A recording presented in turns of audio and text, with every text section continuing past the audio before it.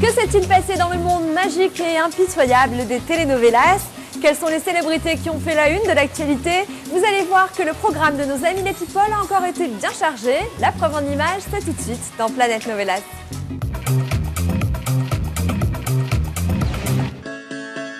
Miami, en Floride. La cité magique est devenue le Hollywood des telenovelas, car c'est ici que se tournent beaucoup des séries que vous connaissez bien, Marina, Portée disparue et bien d'autres encore.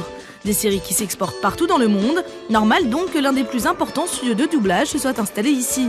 Que ce soit pour Primera Dama ou encore La Reina del Sur, Universal Labs of America s'est spécialisé depuis 8 ans dans le doublage en français des séries sud-américaines.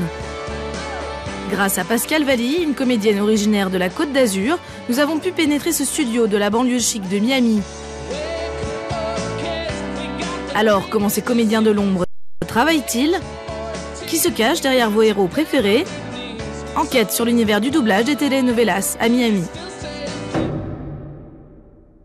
Tu te rends compte? Ça ne lui a pas suffi? Vous ne connaissez pas son visage, mais vous connaissez sûrement sa voix. Pascale Valli interprète en français le personnage d'Estrella Soto dans la série Première Dame. Allez, hein, on y va, sois pas bête. Et puis t'es toute belle, tu es super belle même. Ne sois pas aussi nerveuse, Paula. Et puis c'est juste une réunion, tu sais. Okay. Allez hop, c'est rien. Dans Première Dame, Pascale Valli prête sa voix française à la mère de l'héroïne, Sabina, une séduisante jeune femme prête à tout pour charmer le candidat à la présidence chilienne et devenir la première dame du pays. Les acteurs ne sont pas des acteurs de seconde zone, voire troisième zone. Ce sont vraiment de grands acteurs que j'ai découverts, qui jouent divinement bien.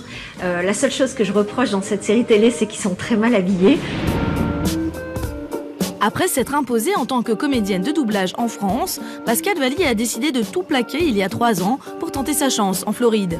J'avais une amie qui faisait du doublage de novelas et sachant que j'étais comédienne de voix, m'a dit écoute, je vais te présenter à la directrice artistique et tu vas faire un bout d'essai si c'est bon, si ça t'intéresse. Et comme j'avais besoin de bosser et de commencer à gagner des dollars, j'ai dit bah why not. Et dans les locaux du studio, Pascale est désormais comme chez elle.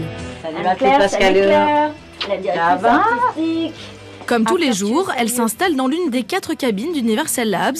C'est là qu'elle enregistre les épisodes de Première Dame. Non, nous n'avons pas encore perdu. Non, nous n'avons pas perdu, je ne l'accepte pas. Non, sincèrement, je ne l'accepte pas. Attends que les gens découvrent qu'ils sont réellement. Attends juste, tu verras. Mais comment ça, ce n'est pas personnel, Marcos? Regarde là. Après toutes ces intrigues et ces mensonges, et après avoir trompé tout le monde, cette gamine vient d'arriver maintenant au palais de la Moneda, au bras du nouveau président du Chili, tu te rends compte? Interpréter le texte avec les mêmes intonations que les acteurs de la série, tout en se concentrant sur l'articulation, pas facile de rentrer dans la peau du personnage. Mais forte de ses 20 ans d'expérience dans le métier, Pascale Valli arrive à s'adapter au jeu de la comédienne chilienne Carolina Arregui. C'est une actrice qui joue vraiment divinement bien. Elle a un seul gros problème, c'est qu'elle parle très vite. Et donc, il faut que je parle très vite. Je l'appelle toujours mon petit moulin à paroles. Elle parle très vite, mais en revanche, elle dégage des émotions énormes, et ça, j'adore. Elle passe du rire aux larmes, de la colère aux éclats de rire. Et quelquefois, quand elle pleure pendant une grande séance, et je suis tellement dans la peau que je me mets à pleurer moi aussi. Claire Darnell, la directrice artistique, se charge de guider la comédienne dans son jeu. Doubler toute une série demande pas mal d'attention et surtout beaucoup de temps. On tourne sur une moyenne de 5 épisodes complets par semaine. Donc voilà, en faisant le calcul, c'est vrai que ça nous prend plusieurs mois pour faire une série complète. Quand la vérité se saura, elle va devoir démissionner. Non, il va devoir. Sorry. After, tu verras à temps. Dans le studio mitoyen, un autre comédien s'affaire devant son micro. Tanguy Colombel est un Français de 38 ans. Il incarne Mariano, le prétendant malheureux de Sabina. Non, rien de mal, mais je suis en train de me dire qu'après tout ce contre quoi on s'est battu, tu veux renoncer à ton mari. Ah bien, d'accord. On se voit très vite dans ce cas. Ciao. Si Tanguy est si à l'aise dans sa cabine, c'est qu'il est loin d'être un débutant. Depuis qu'il a commencé le doublage des telenovelas, il y a 8 ans, ce comédien d'origine bretonne a travaillé sur une vingtaine de séries différentes, avec autant de rôles à endosser. Pour lui, prêter sa voix aux autres demande beaucoup de qualité. Il faut une bonne diction, il faut de l'instinct, il faut apprivoiser son personnage. Et une fois qu'on l'a bien compris, on sait quand il respire, quand il rit, quand il tousse, etc. Et c'est ce genre de choses, c'est comme dans du beurre, quoi. C'est extrêmement C'est même plaisant de faire du doublage, quoi. La vérité, c'est que j'ai été amoureux de Sabina. Et j'étais prêt à m'engager avec elle, mais je me suis rendu compte de qui elle était réellement.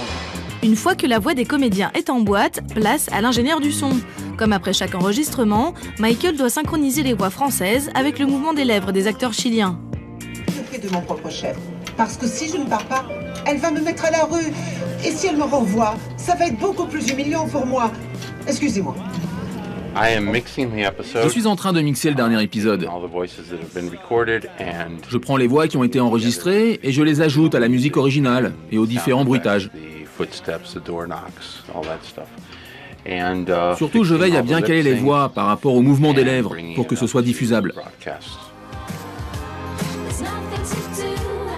Après cette étape cruciale, les épisodes sont attentivement vérifiés par notre directrice artistique. On a un contrôle de qualité qui est fait en général, en ce qui concerne en tout cas le français par mois, pour être sûr qu'il n'y a pas de faute majeure en français ou que, bon, un contrôle de qualité, un dernier contrôle de qualité puisqu'il y en a déjà un avant moi. Mais moi je donne le OK final pour faire partir chez le client correspondant. Voilà. Une fois toutes ces étapes passées, chaque épisode se retrouve sur une cassette. Vous savez maintenant comment les chaînes de télévision peuvent diffuser Première Dame en version française. Je veux savoir si c'est vrai que vous avez détruit son mariage. Non, Estrella. Parce que si c'est vrai, c'est aujourd'hui que se terminent tous ces mensonges. Voilà, Star et Novelas, c'est fini pour aujourd'hui. J'espère que vous serez encore plus nombreux à nous regarder la semaine prochaine à la même heure sur Première. Ciao!